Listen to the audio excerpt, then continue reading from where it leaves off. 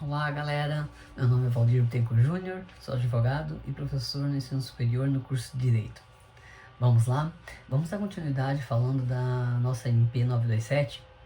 Bem, eu quero falar agora com vocês do artigo 6º até o artigo 12, né? Então eu vou abordar a questão da antecipação das férias individuais e das férias coletivas.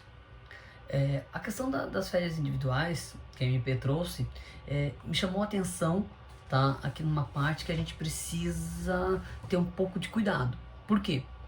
Porque assim, ó, não adianta eu pensar, tá? Como governo, vejam, eu não estou criticando nem esse, nem aquele, nem apoiando esse partido, nem aquele, mas assim, eu não posso pensar em resolver algo agora, tá? E depois lá na frente eu vou ver como é que eu vou resolver quando vieram outros problemas reflexos dessas minhas decisões agora, tá?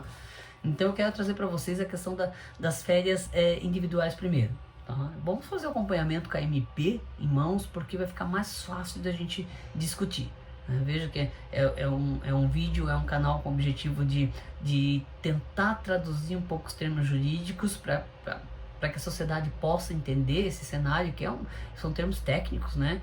Mas principalmente para que o pessoal, o mundo acadêmico e outros colegas, que a gente possa analisar juntos e ir construindo uma solução e ver se a gente está no caminho certo aí nessa interpretação, que é algo tudo muito novo, né?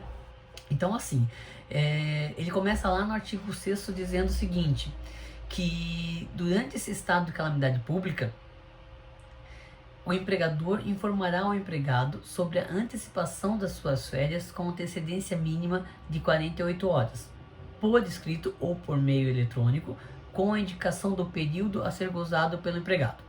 Até aí, tudo bem, é algo normal. Algumas pessoas vão já começaram a falar assim, puxa, mas é muito melhor então ficar de férias e manter o emprego e ter emprego garantido agora do que ficar desempregado. Tá, nesse entendimento, vamos deixar esse entendimento um pouquinho de lado e vamos seguir fazendo a nossa interpretação das férias. Eu sempre gosto de falar o seguinte, tá, e quanto tempo você consegue trabalhar sem ter férias?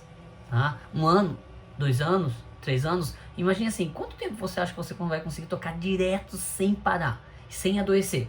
Sem ficar estressado, sem ficar deprimido, sem uma dessa, por chegar numa exaustão exagerada, sofrer um acidente de trabalho lá na frente, tá?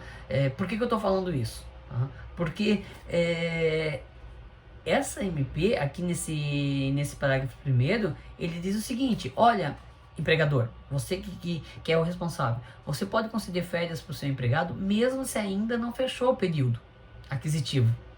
Eu não vou abrir agora, mas para quem não é da área do direito, quando a gente fala de férias, nós falamos de 2 institutos diferentes, período aquisitivo e período concessivo. Tá? Isso quer dizer, existe um período que você fecha e adquire aquele direito das férias na sua totalidade, e ainda existe um período que o empregador ele é obrigado a fornecer, a liberar essas férias, né? A conceder essas férias. Então, existem esses 2 períodos, a gente precisa trabalhar esses institutos com mais calma, né, para quem quiser entender, mas nesse primeiro momento pense o seguinte, olha, eu trabalho um período, eu tenho direito às férias, vamos colocar de regra geral, 12 meses eu tenho direito às férias.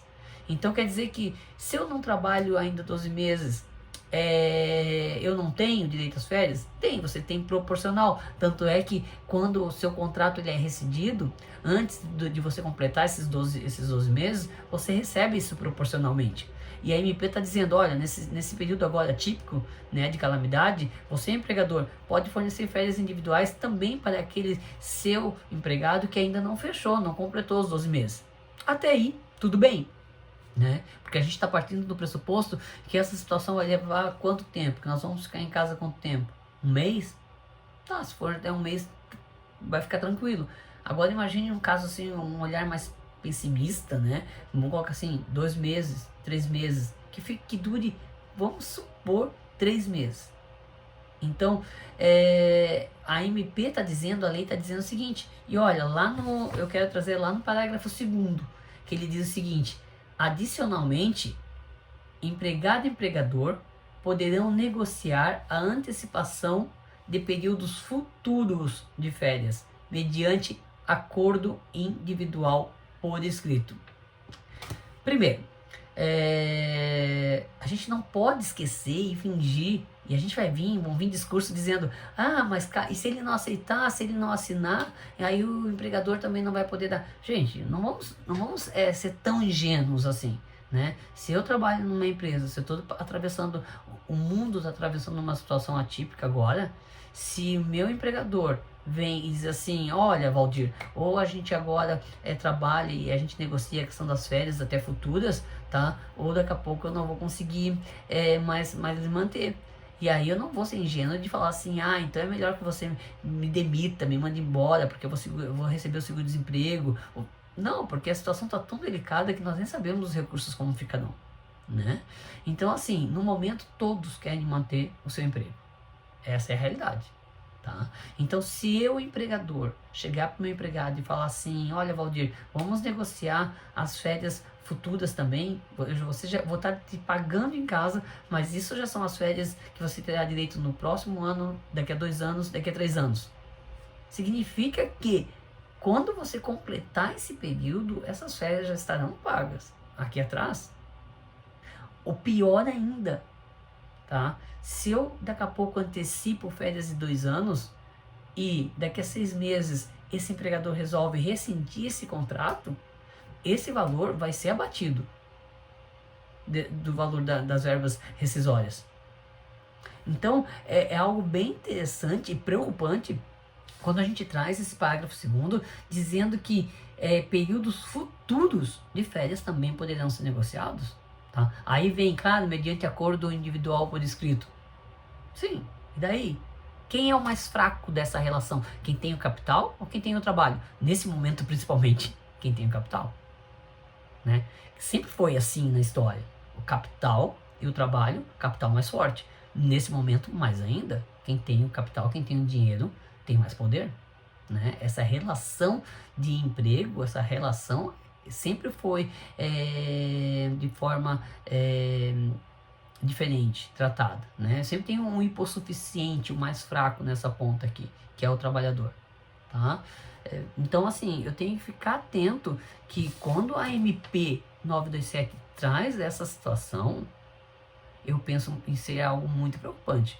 Porque lá na frente, se eu adiantar hoje, se eu adiantar agora em março ou abril, 2 períodos de férias, tá? De um funcionário, de um trabalhador que ainda nem completou o período dele e ainda o próximo, eu estou falando de um trabalhador, de um obreiro, estou falando de um carinha que vai trabalhar 2 anos ou 3, né? Sem conseguir pegar férias. E eu não estou nem falando pela questão de pecuniária, pela questão de dinheiro. Estou falando pela questão pessoal, de bem-estar, né? E de familiar também. A questão vai afetar a família, afeta a saúde, né? Então, assim, é algo que é bem preocupante. E quando eu falo de férias individuais, eu estou falando exatamente dessa situação aqui. Tá? Então, é algo que veio aqui nesse parágrafo 2º e muito preocupante. Tá? E, no meu ponto de vista, chega a ser inconstitucional. Porque eu estou antecipando lá na frente. E isso aí vai dar um outro boom depois. Porque eu não estou falando de um trabalhador que vai ter problema. Estou falando de vários. E aí, para onde vão? Também vão para a Previdência depois. Mas se a Previdência não tem dinheiro, e aí como é que vai ficar? Né? Então, é algo que a gente precisa se atentar ali. Tá? E outra situação que chega a ser também delicado, que é o artigo 9, que ele diz assim, e poderá ser efetuado até o 5º dia útil do mês subsequente das férias, do gozo das férias. Então, primeiro, quando a gente fala de férias, eu estou falando de férias no sentido, olha, para que serve férias? Para ser algo bom, para aquele obreiro poder descansar, para aquele obreiro poder experimentar outras experiências, né? Ter outras experiências positivas para si, com a sua família, mas não no momento de doença. É como se eu estivesse falando assim, olha, você está doente, então agora eu vou te dar férias. Férias não foi feito para isso.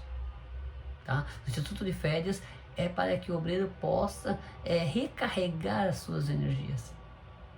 Então, no momento que eu estou pegando uma pandemia e estou usando o Instituto de Férias para poder amenizar essa situação financeira, das empresas, eu estou sendo, de certa forma, pessoal, eu estou sendo cruel. Porque eu estou tirando realmente das pessoas que mais precisam. Quem está pagando a conta é o trabalhador. Tá? Então a gente precisa ficar atento em relação a isso. Tá? E aí depois vem o artigo 10 dizendo, na hipótese de dispensa do empregado, o empregador pagará juntamente com o pagamento das verbas rescisórias os valores ainda não adimplidos, não pagos ainda, relativos às férias. Tá?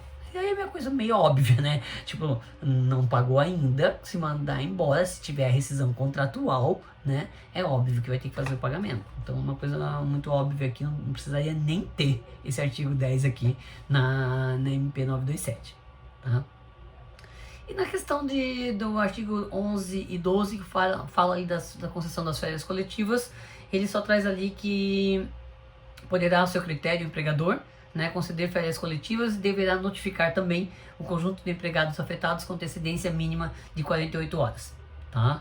E aí ficam dispensadas as comunicações dos órgãos local, como o Ministério da Economia e Comunicação, aos sindicatos representativos da categoria. Tá? Então é o artigo 12. Então as férias coletivas é algo ali mais tranquilo em relação a isso daí. Tá? Nas férias coletivas, né, não tem nada falando, pelo menos dentro, dizendo se pode antecipar férias coletivas futuras, só nas férias individuais. Então, ao meu ver, a gente tá bem claro, separou ali, só tá falando das férias individuais, não tem como trazer e negociar férias coletivas aí, né, futuras. Tá? Então, em relação às férias, que eu queria fazer esse bate-papo com vocês aqui em relação ao MP 927, fica aí para que vocês possam analisar esses pontos que eu levantei também, porque é algo que nesse momento, paguei o fogo agora, dei o dinheiro, 2, 3 meses a pessoa ficou em casa, legal, e lá na frente, se essa pessoa depois, primeiro, se a rescisão do contrato ocorrer daqui a 6 meses, vai descontar tudo, né? Depois, se ela continuar trabalhando 2 anos ou 3 anos, não vai ter as férias. E aí como é que fica? Como é que ela administra isso com a sua família, o seu bem-estar, a sua saúde, né? Questão física, questão psicológica, tá? Então é isso que eu quero trazer aí pra vocês. Eu agradeço aí quem ficou comigo até agora, acompanhando. Se gostou, dá um like, curte aí, tá? E compartilha com os amigos de vocês esse assunto que é bem relevante para que a gente tenha ciência, tá? Do que tá acontecendo aí.